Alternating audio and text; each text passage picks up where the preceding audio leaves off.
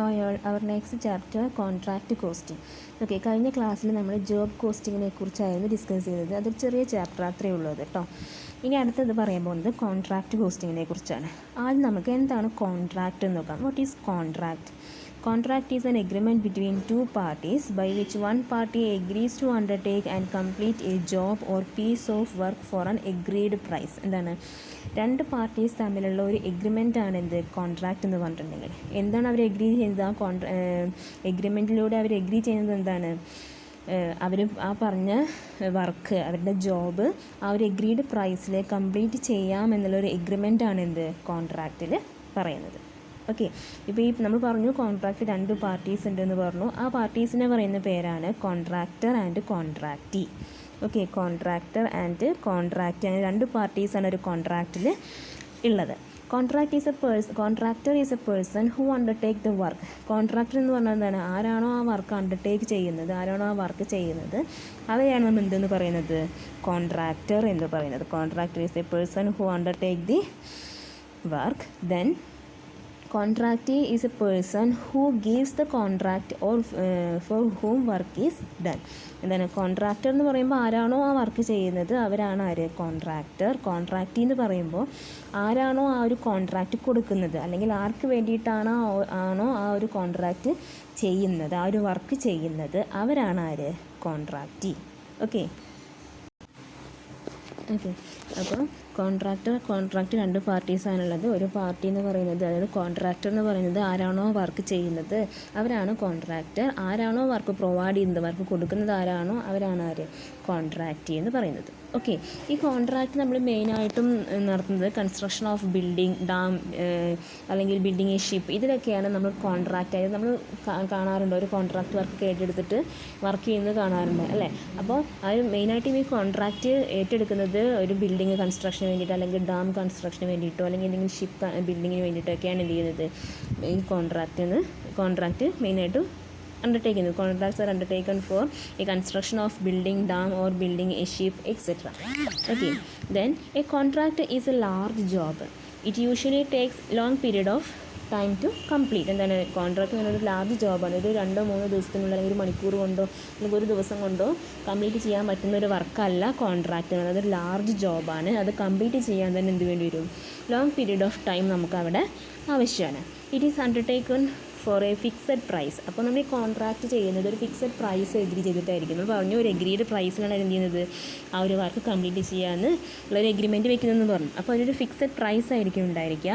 This fixed price is known as contract price. ആ ഒരു fixed പ്രൈസിനെ പറയുന്ന പേരാണെന്ത്? കോൺട്രാക്റ്റ് പ്രൈസ് എന്ന് പറയുന്നത്. Okay, it is generally payable instalments according to the progress of the work done and approved. എന്താണ് contract എന്ന് പറയുന്നൊരു large ജോബാണ്. ഒരുപാട് ലോങ് പീരീഡ് ഓഫ് ടൈം കൊണ്ട് കംപ്ലീറ്റ് ചെയ്യാൻ പറ്റുന്ന ഒരു വർക്കാണ് എന്ത്? കോൺട്രാക്റ്റ് എന്ന് പറയുന്നത്. അപ്പോൾ ആ ഒരു ഇതിൽ അണ്ടർടേക്ക് നമ്മൾ ഒരു ഫിക്സഡ് പ്രൈസ് ആയിരിക്കും, ഒരു ഫിക്സഡ് പ്രൈസിലായിരിക്കും നമ്മൾ എന്ത് ചെയ്യുന്നത്? ആ ഒരു വർക്ക് അവിടെ ചെയ്യുന്നത്.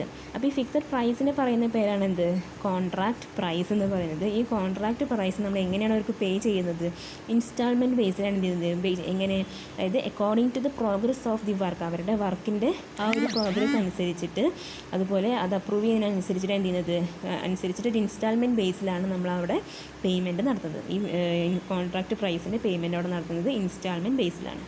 ഓക്കെ, അതാണ് കോൺട്രാക്റ്റ് എന്ന് പറഞ്ഞിട്ടുണ്ടെങ്കിൽ. ഇനി നമുക്ക് എന്താണ് കോൺട്രാക്റ്റ് കോസ്റ്റിംഗ് എന്ന് നോക്കാം. ഓക്കെ, എന്താണ് കോൺട്രാക്റ്റ് കോസ്റ്റിംഗ് എന്ന് പറഞ്ഞിട്ടുണ്ടെങ്കിൽ?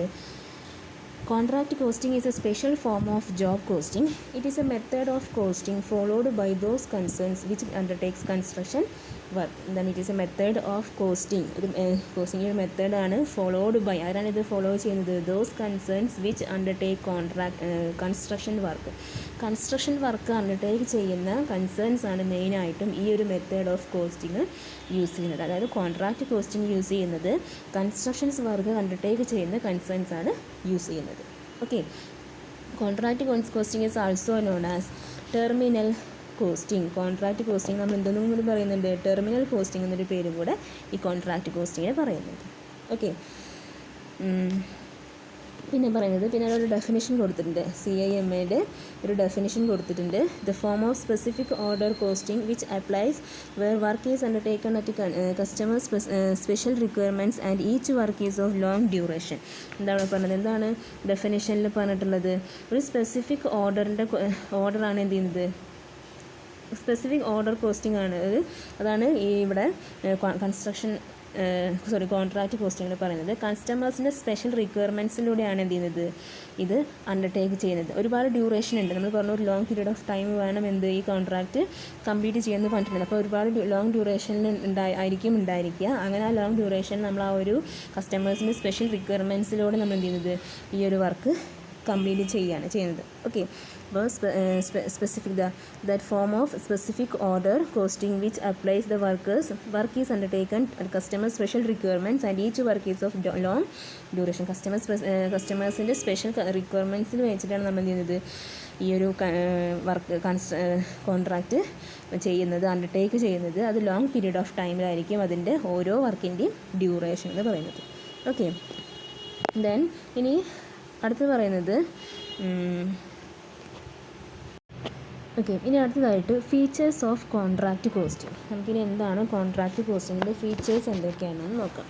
അതിൽ ഫസ്റ്റ് വൺ പറയുന്നത് contract costing is a method of costing followed by firms engaged in construction work. നമ്മൾ നേരത്തെ പറഞ്ഞതിൻ്റെയാണ് കോൺട്രാക്റ്റ് കോസ്റ്റിംഗ് എന്ന് പറയുന്നത്. ഫോളോ ചെയ്യുന്നത് കൺസ്ട്രക്ഷൻസ് വർക്കിൽ എൻഗേജ്ഡ് ആയിട്ടുള്ള ഫേംസാണ് എന്ത് ചെയ്യുന്നത്, കോൺട്രാക്റ്റ് കോസ്റ്റിംഗ് എന്നുള്ള ഈ ഒരു മെത്തേഡ് ഫോളോ ചെയ്യുന്നത്. Okay, then work is undertaken as per the requirements of the customers or the contractee. എന്താണ് കസ്റ്റമേഴ്സ് അല്ലെങ്കിൽ കോൺട്രാക്റ്റിയുടെ ആ ഒരു റിക്വയർമെൻറ്റിൻ്റെ അനുസരിച്ചിട്ടാണ് നമ്മൾ ഇവിടെ ഈ വർക്ക് ചെയ്യുന്നത്.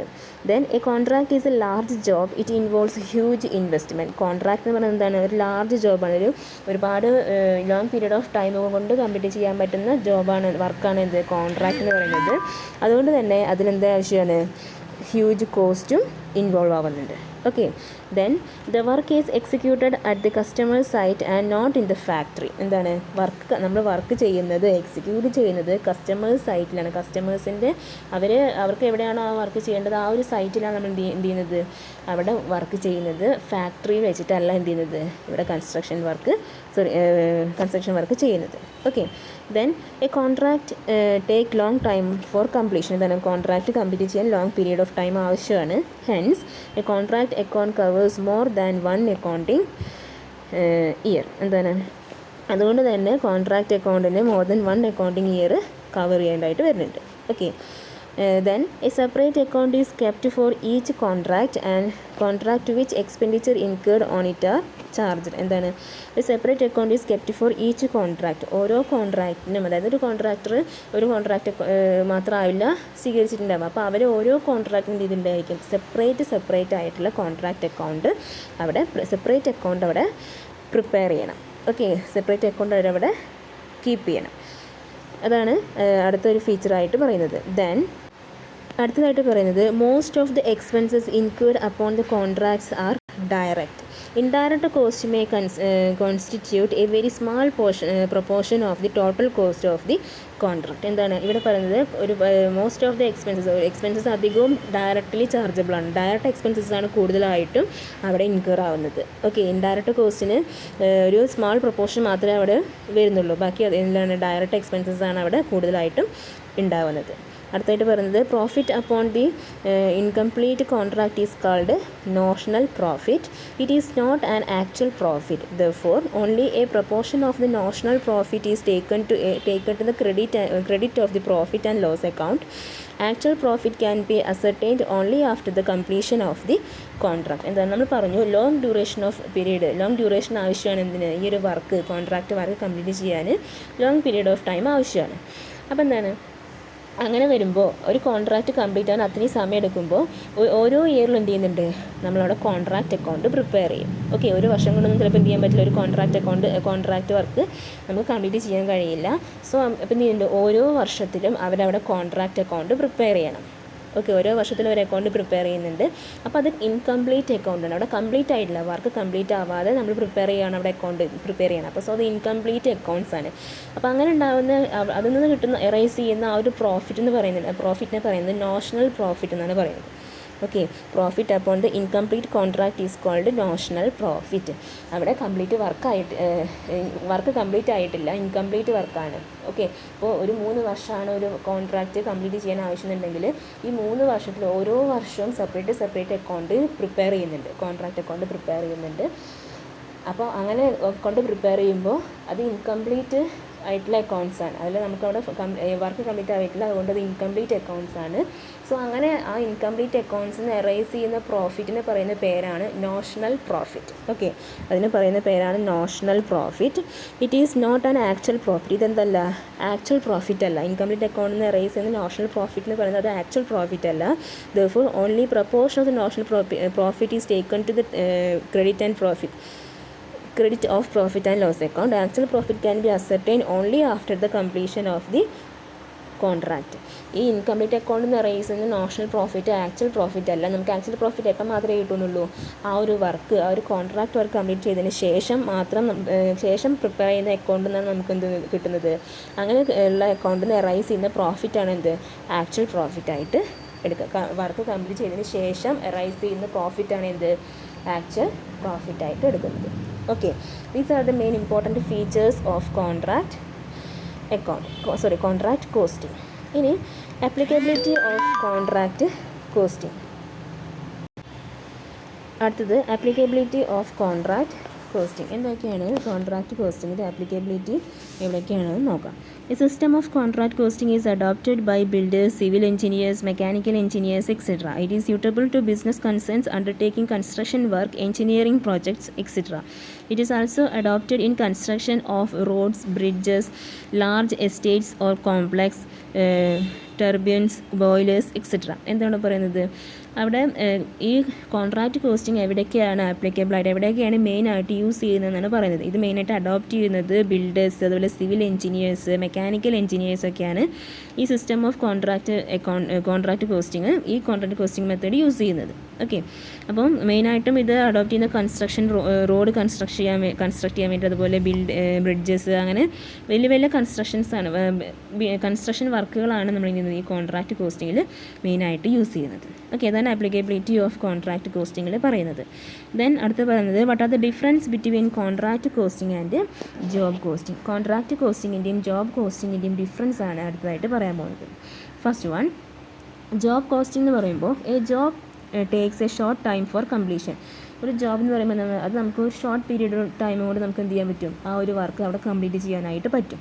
പക്ഷേ കോൺട്രാക്റ്റ് കോസ്റ്റിംഗ് ആകുമ്പോൾ എന്താണ്, A contract take A long period of time for completion. എന്താണ്, കോൺട്രാക്റ്റ് കംപ്ലീറ്റ് ചെയ്യാൻ എന്തോ ആവശ്യമാണ്, ലോങ് പീരീഡ് ഓഫ് ടൈം ആവശ്യമാണ്. ജോബ് കംപ്ലീറ്റ് ചെയ്യാൻ നമുക്ക് ഷോർട്ട് ടൈം മതി, കോൺട്രാക്റ്റിന് ലോങ് ടൈം ആവശ്യമാണ്.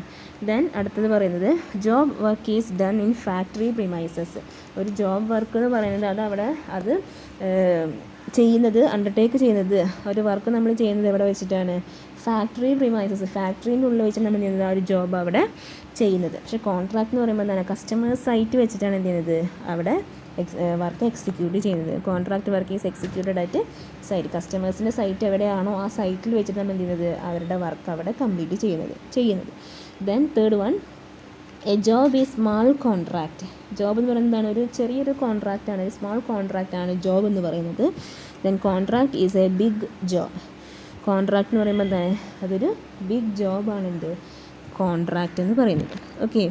ദെൻ അടുത്ത fourth one, a profit is ascertained only on completion of the job. ജോബിൽ നമുക്ക് പ്രോഫിറ്റ് കിട്ടുന്നത് ആ ഒരു ജോബ് കംപ്ലീറ്റ് ചെയ്തതിന് ശേഷം മാത്രമാണ് അവിടെ പ്രോഫിറ്റ് അസർട്ടൈൻ ചെയ്യുന്നത്.